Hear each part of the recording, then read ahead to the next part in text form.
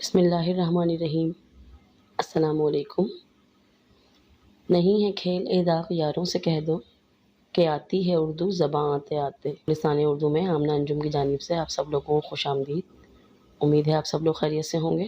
Students, آج کا جو لیکچر ہے وہ مشتمل ہے اصناف ادب پر، یعنی وہ تعریفیں جو نثر میں استعمال ہوتی ہیں۔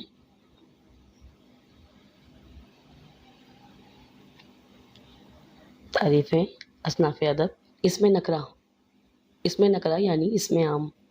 اس میں نکرہ کسی عام شخص، عام چیز یا عام جگہ کے نام کو کہتے ہیں۔ مثال کے طور پر لڑکا، کتاب، گاؤں، کھلونا۔ آپ سب جانتے ہیں اس میں نکرہ کسی عام شخص، جگہ یا چیز کے نام کو کہتے ہیں۔ اس میں معرفہ یعنی اس میں خاص۔ اس میں معرفہ کسی خاص یا مشہور شخص، خاص چیز یا جگہ کے نام کو کہتے ہیں۔ مثال کے طور پر کراچی، قرآن پاک، قائد اعظم۔ یعنی کسی خاص شخص، خاص چیز اور خاص جگہ کے نام کو، مشہور جگہ کے نام کو اس میں معرفہ کہتے ہیں۔ کراچی، قرآن پاک، قائد اعظم۔ اس میں مصغر لفظ اصغر سے لیا گیا ہے، اس کے معنی ہے چھوٹا۔ اس میں مصغر یا اس میں تصغیر اس میں نکرہ کی ایک قسم ہے۔ جس اسم میں کسی نام، چیز یا جگہ کے چھوٹائی کے معنی پائے جائیں اس میں مصغر کہلاتا ہے۔ یعنی وہ اسم جس میں کسی بھی نام، چیز یا جگہ کے چھوٹے ہونے کے معنی پائے جائیں اسے اس میں مصغر کہتے ہیں۔ مثال کے طور پر حسن سے حسین، پہاڑ سے پہاڑی، صندوق سے صندوقچی۔ اس میں مکبر لفظ اکبر سے لیا گیا ہے جس کے معنی ہے بڑا۔ اس میں مکبر یا تکبیر اس میں نکرہ کی ایک قسم ہے۔ جس اسم میں کسی نام، چیز یا جگہ کی بڑائی کے معنی پائے جائیں اس میں مکبر کہلاتا ہے۔ یعنی وہ اسم جس میں کسی نام، چیز، جگہ کے بڑے ہونے کے معنی پائے جائیں وہ اس میں مکبر کہلاتا ہے۔ مثال کے طور پر گھڑی سے گھڑیال، باغیچہ سے باغ اور اسید سے اسد۔ اسید یعنی چھوٹا شیر اور اسد کے معنی ہے شیر۔ اس میں حالیہ اس اسم کو کہتے ہیں جس میں کسی اسم کی حالت کو بیان کیا جائے۔ یعنی اس میں حالیہ اس اسم کو کہتے ہیں جس میں کسی بھی چیز کی یا کسی بھی نام کی حالت کو، کسی شخص کی حالت کو بیان کیا جائے۔ مثال کے طور پر امجد پڑھتے پڑھتے تھک گیا ہے۔ مثال نمبر 2 بچہ روتے روتے سو گیا ہے۔ اس میں معاوضہ اس اسم کو کہتے ہیں جو کسی کام یا خدمت کے بدلے میں اجرت کے طور پر دیا جائے۔ یعنی کوئی کام کروایا جائے، خدمت کروائی جائے، اس کے بدلے میں جو اجرت کے طور پر دیا جائے اسے معاوضہ کہتے ہیں۔ مثال کے طور پر مثال نمبر 1 باورچی کو کھانے کی پکوائی 500 روپے دی گئی۔ 500 روپے جو ہے وہ معاوضہ ہے جو کھانے کی پکوائی دی گئی۔ مثال نمبر 2 کپڑوں کی سلائی 50 روپے دی گئی۔ 50 روپے جو ہے وہ معاوضہ یا اجرت ہے جو کپڑوں کی سلائی کے بدلے دیا گیا۔ جملہ اسمیہ اس جملے کو کہتے ہیں جس میں کسی بات کی خبر پائی جائے۔ اس قسم کے جملوں میں اسم یا ضمیر کے بارے میں تمیز ہوتی ہے لیکن کام موجود نہیں ہوتا۔ یعنی ایسے جملے جس میں کسی بات کی خبر پائی جائے لیکن کام کرنے کا جو عمل ہے اس کو واضح نہ کیا جائے یا وہ کام موجود نہ ہو۔ مثال کے طور پر علی ذہین بچہ ہے۔ مثال نمبر 2 قائد اعظم عظیم شخصیت ہیں۔ جملہ فعلیہ نام سے ہی ظاہر ہے، یعنی جس میں کسی کام کے بارے میں بتایا جائے۔ قواعد کی روح سے جملہ فعلیہ اس جملے کو کہتے ہیں جس میں کسی کام کے بارے میں بتایا جائے۔ مثال کے طور پر مثال نمبر 1 بلال مضمون لکھ رہا ہے۔ مثال نمبر 2 ہم کرکٹ کھیل رہے ہیں۔ اس میں لکھنا اور کھیلنا جو ہے وہ فعل ہے، تو اس لحاظ سے یہ جملہ فعلیہ ہیں جس میں اسم یا ضمیر کے کام کرنے کے بارے میں بتایا جا رہا ہے۔ مرکب تام لفظوں کا ایسا مجموعہ جس میں لفظوں کے درمیان تعلق پایا جائے مرکب تام کہلاتا ہے۔ ان جملوں میں بات کا مکمل مفہوم واضح ہو جاتا ہے۔ یعنی لفظوں کا ایسا مجموعہ ایسے الفاظ جن کے درمیان تعلق پایا جائے، رشتہ پایا جائے، ربط پایا جائے، مرکب تام کہلاتا ہے۔ اور ایسے جملوں میں بات کا مکمل مفہوم واضح ہو جاتا ہے یا مکمل بات جو ہے وہ سمجھ میں آ جاتی ہے۔ مثال کے طور پر، مثال نمبر 1، بڑھاپا بچپن کا دور ثانی ہوتا ہے، یعنی بڑھاپا جو ہے وہ بچپن کا دوسرا دور ہوتا ہے۔ مثال نمبر 2، اتنی دیر ہو گئی کوئی کھانا لے کر نہیں آیا۔ یہ دونوں مثالیں جو ہیں یہ اپنے اپنے طور پر ایک مکمل معنی اور مفہوم جو ہیں وہ واضح کرتی ہیں، یعنی ہر ایک جملہ جو ہے وہ مکمل معنی کے ساتھ جو ہے وہ بیان کیا گیا ہے اور پڑھنے والے کی سمجھ میں بہت آسانی کے ساتھ اس کے معنی و مفہوم آ جاتے ہیں۔ مرکب ناقص، ناقص مطلب نامکمل، نقص ہونا، کمی ہونا۔ لفظوں کا ایسا مجموعہ جس میں لفظوں کے درمیان تعلق نہیں پایا جاتا، یعنی لفظوں کا ایسا مجموعہ، ایسے جملے جس میں لفظوں کے درمیان آپس میں تعلق نہیں پایا جاتا، مرکب ناقص کہلاتا ہے۔ ایسے جملوں میں بات کا مفہوم واضح نہیں ہوتا، یعنی ایسے جملے جن میں آپس میں تعلق نہیں پایا جاتا، تو ایسے جملوں میں بات کا مکمل طور پر معنی اور مفہوم جو ہے وہ واضح نہیں ہوتا۔ مثال کے طور پر، مثال نمبر 1، لمبے چوڑے وعدے۔ مثال نمبر 2، اکیلا آدمی۔ یہ دونوں مثالیں ایسی ہیں کہ جس میں بات کا مکمل مفہوم جو ہے واضح نہیں ہوتا، اس لیے یہ جملے جو ہیں وہ مرکب ناقص کی مثال ہیں۔ افسانہ، جس کو شارٹ اسٹوری بھی کہا جاتا ہے، یعنی مختصر کہانی۔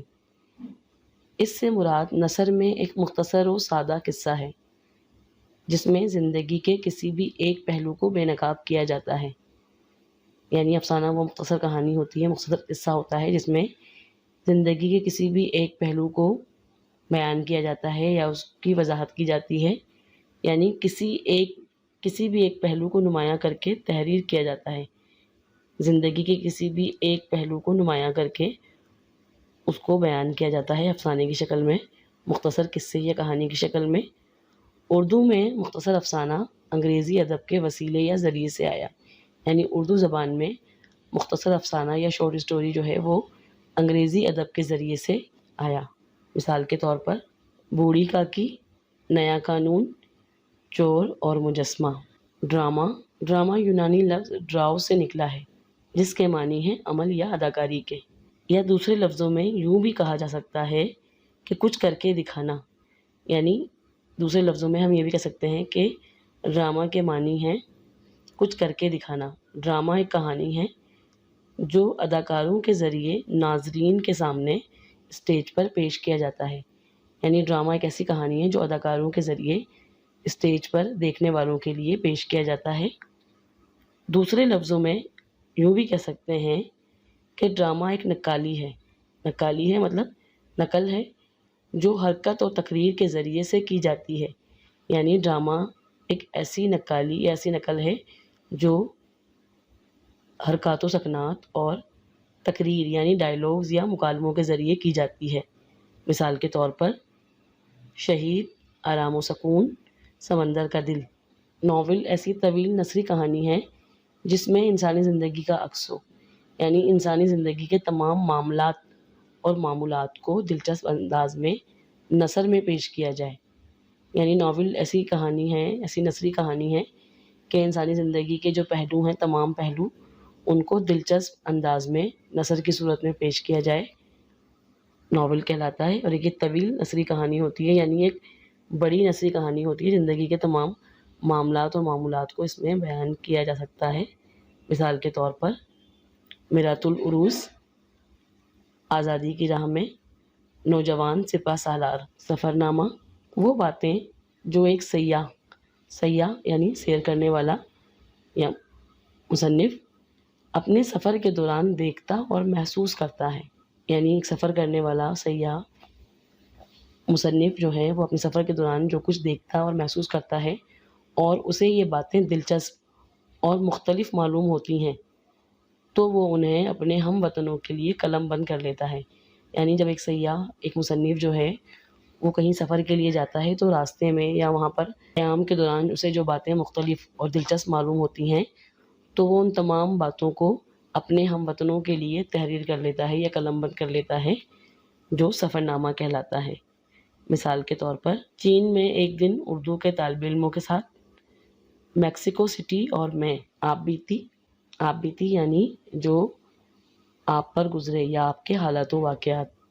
آپ بیتی میں مصنف اپنے حالات و واقعات یا دوسرے لفظوں میں اپنے ساتھ پیش آنے والے حالات و واقعات کو خود قلم بند کرتا ہے، یعنی مصنف جو ہے وہ اپنے ساتھ پیش آنے والے حالات و واقعات کو اور اپنی کہانی کو جو ہے وہ خود قلم بند کرتا ہے، اپنے تجربات کو خود تحریر کرتا ہے، اسے آپ بیتی کہتے ہیں۔ مثال کے طور پر ڈسٹرکٹ بورڈ کی ڈسپنسری خاکہ ایک سوانحی مضمون ہے جس میں کسی شخصیت کی زندگی کے ایک اہم اور منفرد پہلو کو اس طرح نمایاں کیا جاتا ہے کہ اس شخصیت کی جیتی جاگتی تصویر پڑھنے والے کے ذہن میں آ جاتی ہے۔ یعنی خاکہ ایسا سوانحی مضمون ہے، یعنی کسی شخص کی زندگی کے کسی بھی ایک خاص پہلو کو، ایک نمایاں پہلو کو، ایک منفرد پہلو کو اس طرح اجاگر کیا جاتا ہے کہ پڑھنے والے کے سامنے اس شخصیت کی جیتی جاگتی تصویر جو ہے وہ آ جاتی ہے۔ مثال کے طور پر نام دیو مالی، مولانا محمد علی جوہر اور محسن الملک، سوانح عمری یا سوانح حیات۔ سوانح حیات یا سوانح عمری اس مضمون کو کہتے ہیں جس میں کسی بھی اہم شخصیت کی زندگی کے تمام پہلوؤں پر، یعنی پیدائش سے لے کر موت تک کے تمام حالات و واقعات کو قلم بند کیا جائے۔ سوانح حیات یا سوانح عمری اس مضمون کو کہتے ہیں جس میں کسی بھی شخصیت کی زندگی کے تمام پہلوؤں پر نظر ڈالی جائے، یعنی اس کی پیدائش سے لے کر اس کے موت تک کے تمام حالات و واقعات کو مکمل اور واضح طور پر بیان کیا جائے، تحریر کیا جائے، وہ سوانح عمری یا سوانح حیات کہلاتا ہے۔ مثال کے طور پر سیرت النبی صلی اللہ علیہ وآلہ وسلم، حیات سعدی، الفاروق، المامون۔ سیرت النبی یعنی آپ صلی اللہ علیہ وسلم کی حیات طیبہ کے بارے میں جو کتاب لکھی ہے شبلی نعمانی نے، حیات سعدی یعنی شیخ سعدی کی زندگی پر جو کتاب لکھی گئی ہے۔ الفاروق حضرت عمر فاروق رضی اللہ تعالیٰ عنہ کی زندگی پر جو کتاب لکھی گئی ہے اس کا نام ہے الفاروق۔ اور المامون یعنی خلیفہ مامون رشید کی زندگی کے بارے میں جو مکمل کتاب لکھی گئی ہے۔ یہ سوانح عمری کی بہترین مثالیں۔ لوک کہانیاں نظم میں بھی ہوتی ہیں اور نثر میں بھی۔ لوک کہانیاں عوام کے خیالات کی ترجمانی کرتی ہیں۔ یہ تحریری شکل کے بجائے سینہ در سینہ ایک نسل سے دوسری نسل میں منتقل ہوتی رہتی ہیں۔ یعنی ایسی کہانیاں جو نظم میں بھی ہوتی ہیں اور نثر میں بھی، یعنی یہ عوام کے خیالات کی ترجمانی کرتی ہیں، عکاسی کرتی ہیں، اور یہ کہانیاں تحریری شکل میں موجود نہیں ہوتی بلکہ یہ ایک نسل سے دوسری نسل تک باتوں کے ذریعے، خیالات و افکار کے ذریعے جو ہیں وہ ایک نسل سے دوسری نسل میں منتقل ہوتی ہیں۔ یعنی یہ کہانیاں کتابی شکل میں موجود نہیں ہوتی، بس یہ قصے کہانیوں کی صورت میں ایک نسل سے دوسری نسل تک جو ہے وہ زبانی طور پر منتقل ہوتی رہتی ہیں۔ مثال کے طور پر سیانہ بادشاہ۔ جی اسٹوڈنٹس، امید ہے آپ کو اصناف ادب کی یہ تمام تعریفیں بہت اچھے طریقے سے سمجھ میں آ گئی ہوں گی۔ اب آپ سے ملاقات ہوگی اردو کے اگلے لیکچر میں، تب تک کے لیے اپنا اور دوسروں کا بہت خیال رکھیے گا۔ اللہ حافظ۔